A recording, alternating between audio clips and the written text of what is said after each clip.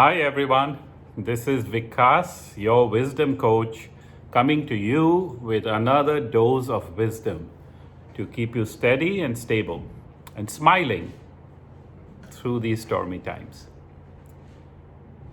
There's a lot of information out there floating around, and you never know what's real and what's not real. So the thing to do is to check your source. Okay, this is a lesson of wisdom. Even when people come to me from all over the world and they are seeking wisdom and they're on this journey of personal growth, I always tell them, it's my common teaching to all my students, business, life, relationships, anything. I always say, check your source, because we are living in a world of fake news, fake media, fake sources, fake teachers, fake gurus, fake. So always check your source. And when you find the right source, then you must open your mind and listen. I want to share with you today a lesson of karma again. Because from the eyes of karma, karma says this is an act of balancing. Karma has many different definitions. One definition of the law of karma is that it's the law of balance. It balances everything out, right? So it's the law of opposites, and for opposites to exist, they have to exist in balance. Whenever any one side goes too much, then the other side will pull it back. That's how balance is achieved, right? So from the perspective of karma as the law of balance, karma says that any pain eventually will be balanced by gain. That's the right way. When you come at it with wisdom, the pain must lead to the gain. And then you will have that balance. So what happens in many people's lives when they don't have the wisdom is when pain happens, they just get stuck on the pain, right? The pain is so traumatic, and I totally get it. I'm with you. I understand that it's very painful. It's very hard to let go of it. It's very hard to come to terms with it. But as long as we are holding the pain and focused on the pain, we are not coming to the gain, because the gain requires us to change not just our mindset, but how we are living life, what we are doing, how we are thinking, how we are behaving. So when I can change, now I get some gain out of it, and now that is in balance. So the pain becomes the gain. Now look at today's certain situations and circumstances around the world, okay? The last count that I got, and I did some research, was that about 5 billion people on our planet are under some form of lockdown. It's never happened before in the history of the world. Imagine that, 5 billion people under one form or another of lockdown, okay? And you know the countries are extending the lockdown. So the pain for people of isolation, of lack of freedom of movement they don't have, that pain is growing. But are we gaining something out of it? So here's the formula. Remember, it's a 3-step formula that you want to implement and adopt in your life, okay? When the pain comes, you look at the pain. You look at the pain and you see what's causing that pain for you. And then you want to change that pain into the gain. How do you change the pain? So you ask yourself the question that how or what is this pain asking me to grow? Or what can I learn from this? So the formula is very simple. The pain, ask the question how you should change, and then you'll have some gain. Pain, when you change or when it creates change inside you, it leads to the gain. Okay? So we need to do the balancing act here. The balancing act. We need to bring it back into balance. So look at what the law of karma is saying. It's bringing things into balance. Stay with me on this, right? Because all of us, we have so many complaints that we live with in our life, right? So many things. I mean, a complaint is not always spoken. It's also unspoken, right? People have complaints like, I don't have enough time, right? I just don't have the time to follow my hobby, to do things like that. And in a way, I used to always feel that I wish I had more time to do reading, right? So these are unspoken complaints that we carry. It's a pain that we have. I don't have enough time. People say I can't sleep enough. Sleep deprivation was one of the biggest health issues in our modern day world. Lack of time, another great issue. All right? I have to do so much work, too many deadlines to meet, too many goals to achieve, so much money to earn. Another big issue. So what's happened now? Karma, as an act of balancing, look, here's what it's doing. I told you I will connect the dots. Here are some more connect the dots. For the millions of people in this world who said life is becoming too fast, guess what's happening now? It's totally slowed down. You get up in the morning and you have another full day going nowhere, and you have to decide what you want to do all the time in the world. And if you can't do it today, no hurry. Tomorrow is another day. You're not going anywhere. Here's another connect the dots for you. For all the people in the world who said, I have no time, now you have all the time, right? So too fast, totally slowed down. No time, all the time in the world. And don't worry, the 3 weeks of isolation might actually become 3 plus 3. The 1 month of isolation might actually become 1 plus 1. Might. Because you know what? I mean, you never know how this is going to release or resolve. Plus, there's always some people out there who are breaking the rules. I hope it's not you. Who are testing the system, who think I'm immune, I'm impervious to anything, the rules don't apply to me. And those people are going to go out, and because of them, the majority will also have to face the consequences. So wherever in the world you are, countries are extending the lockdown.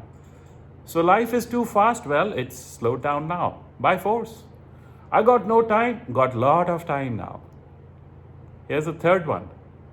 I have to focus a lot on work. You know, all my clients that I'm talking to, guess what they're saying? All the deadlines have been changed. All the targets have been revised. Nothing much I can do. Suddenly there's no pressure on people who are under pressure at work. So this is a balancing time, right? Remember, this is not the end. It's only a bend. All right? It's like the bend of a road. What happens when the bend comes? It's not the end, because you turn and then the road carries on. But here's what the bend does, all right?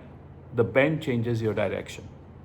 So it's not the end, it's a bend. Let that be a lesson of wisdom for you. So this is not a full stop, it's only a comma. But what does the bend do?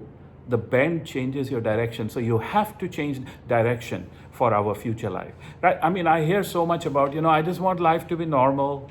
I just want my life to be what it was before. I just want normal to happen again. Not me.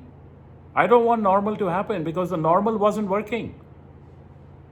Right? I mean, we were polluting the earth. We were destroying the habitat of the animals. We were poisoning the planet we live on. The normal wasn't working. People were deprived of sleep, deprived of time, working too fast, eating fast, loving fast, living fast. The normal wasn't working.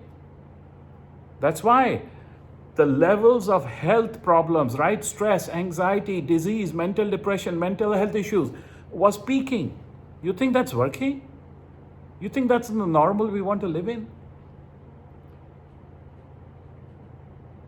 What you rush, you crush. Remember that line of mine. What you rush, you crush. When you rush life, you crush life. So this is a lesson for all of us. How do we become after this? Because it's not the end, it's a bend. And a bend has to change my direction. When it changes direction, that's when, in the end, when I come out of it, I'm in a better space, a different space. And that's why I put out the message for what the future needs of us. The future needs us to become soul-centered leaders. It's a new type of leadership that's needed. And I'm telling you, leadership is revealed in hardship. Leadership is revealed in hardship. In good times, leaders don't arise. It's when times become bad, it's when good times break down that leaders stand up. So the new leadership required in families, in companies, in communities, in countries is a soul-centered leader. Because when the storm comes, remember this, okay? The intensity of the storm tests the strength of your anchor. The intensity of the storm tests the strength of your anchor. We need a new type of leader, and I'll be talking more about it, and I'll be talking about what this leader is like, man or woman, in a family, in a company, in a country, whoever you are. What is a soul-centered leader? And then I'm going to invite all of you to become a part of this soul-centered leadership. It's the new paradigm for the new future that's coming. A new future needs a new you. Don't be left behind. You need to change. It's the bend. You need to change direction in how you're living, in how you're working, in how you're loving your life, in everything. And we need to grow together in this. We need to make sure that we are in a new future made by a new me. So let me share one mantra with you today. It's my personal mantra, and it's a great mantra for these times. Another gift for you with my love. Think long term. Act short term. I'll repeat that one. Think long term. Act short term. So here's what you should do. When you wake up in the morning, you think long term. You think about what you want your life to be 1 month, 2 months, 3 months, 6 months from now. What kind of a world you want your world to be. In your own circle of influence, what do you want your world to be? Who do you want to live with? Right? You need to think about all of these things now.